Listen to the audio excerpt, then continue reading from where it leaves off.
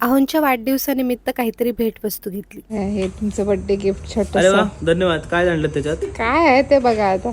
आदल्या रात्री म्हणजे जेव्हा वाढदिवस सुरू झाला तेव्हा कापला केक, पण बर्थडे बॉयने नाही, त्याच्या बॉयने. तो पण एकदम टेक्निकली 1/4 भाग वगैरे. पूजा, माझी नणंद, आहोंची आत्ते बहीण आली होती म्हणून आणि आत्यांनी आग्रह केला म्हणून आज पहिल्यांदा लग्नानंतर 4 वर्षांनी रात्री केक कापला नवऱ्याच्या बर्थडेचा. दुसऱ्या दिवशी अरूला आईकडे सोडलं कारण होती माझ्या भाच्याच्या लग्नाची पूजा. नवऱ्यासाठी गिफ्ट घ्यायला पोचले ज्वेलर्सकडे. हा चांदीचा कॉईन घेतला. एका बाजूला लक्ष्मी माता, दुसऱ्या बाजूला श्री होता. हे शंकराच्या पिंडीचं लॉकेट घेतलं कारण नवऱ्याची श्रद्धा आहे शंकर भगवानांवर. सोबतच ओम नमः शिवाय लिहिलेलं हे बेलपत्र पण घेतलं. त्याला नक्कीच आवडले गिफ्ट्स आणि जे काही मी थोडेफार एफर्ट्स घेतले तेही, पण एका लिमिटच्या पल्याड जाऊन त्याला एक्सप्रेस करता येत नाही हे आता चांगलं उमगलंय मला, स्पेशली जेव्हा कॅमेरा ऑन असतो तेव्हा.